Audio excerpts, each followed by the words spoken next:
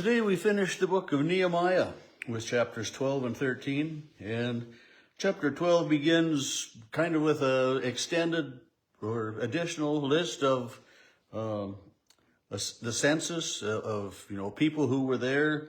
The priests and the Levites who came with Zerubbabel, and there's a bunch of names and things again there to start with. And then verse 12, in the days of Joachim the priest, heads of the ancestral houses were, and then, lists, people with their responsibilities and who they are. And it's, and I don't know if this is a continuation, or if it's not a duplication, but it's just reminding us or setting in place who is there at the time that the walls of Jerusalem were rebuilt. And verse 27 of chapter 12, now at the dedication of the wall, they sought out all the Levites and to bring them to Jerusalem, and they, to dedicate the wall, they divided into, two groups, and they marched around on top of the wall, and when in my head, when I picture this wall, it's, but, the wall is big, big enough because it's wide, and they, most of the times the walls had, places of defense on them, for people to be up on there, yet hidden and concealed. And, so it wasn't just a little thin wall, but, it was a big wide wall, and wide enough that, people could walk on it. And, maybe more than just one, but, 2 or 3 abreast. It was an impressive wall, and so, in my head, it's just a wall, the walls of my shop are 6 inches wide. That's, that's not much, compared to this great wall that was around Jerusalem.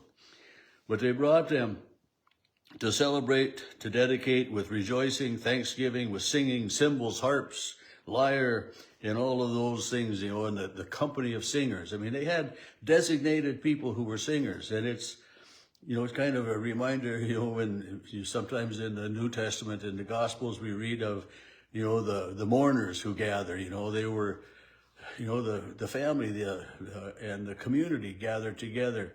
And maybe there weren't professional mourners, but we know how it is, in today's society. We gather together when someone dies that way. But here they're celebrating and dedicating this wall. And then, Nehemiah says, then I brought the leaders of Judah up onto the wall and appointed two great companies. This isn't just a half a dozen people. And they went in procession. One went right and one went left, from the same place. And they went around and met then again, closest to the temple. And, and as verse 38 says, the other company of those who gave thanks went to the left, and I followed them with half of the people on the wall. Yeah.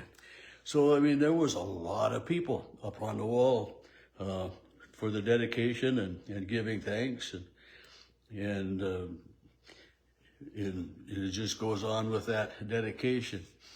And then chapter 13 begins with, on that day they read from the book of Moses in the hearing of the people. For it was found that no Ammonite or Moabite should ever enter the assembly of God. The temple was off limits to foreigners.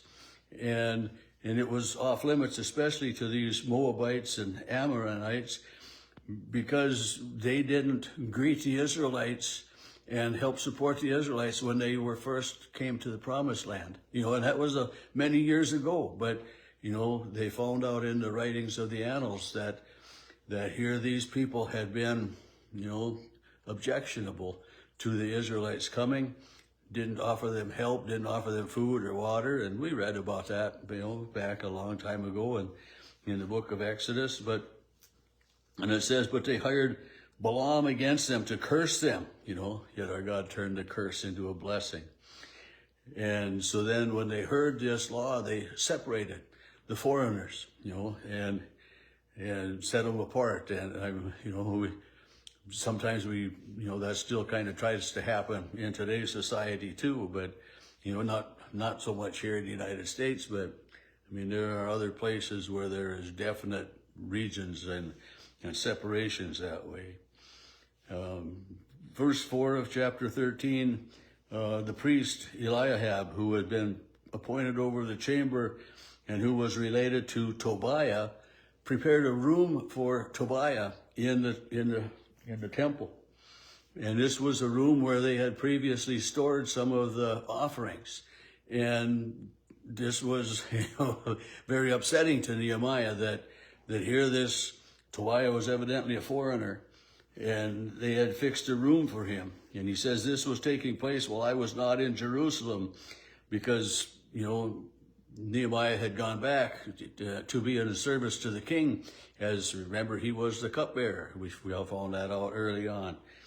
But he had gone back and spent some time again with the king, and then comes back again years later to see what's going on, and finds these these discrepancies, these vast sins that are going on.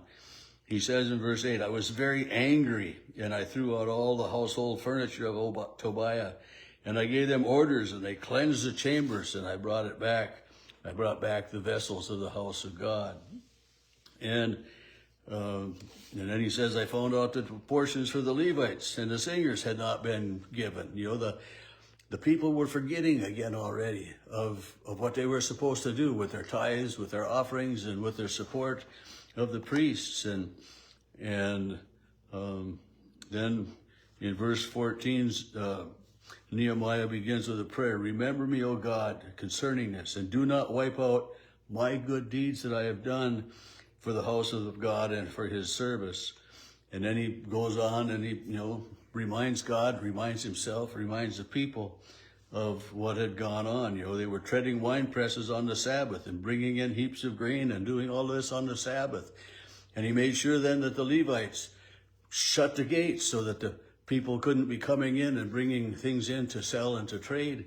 And some of these traders, in verse 19, when it began to be dark before the Sabbath, they commanded that the doors would be open, but some of them went outside of the gates so they could buy and sell on the Sabbath, but not within the city.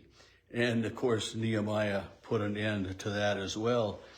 It was, why do you do this? If you do it again, I will lay hands on you. I mean, in our worship services today, if you lay hands on someone, it's to pray over them and everything. But here, laying hands on you wasn't a good thing. It was a threat.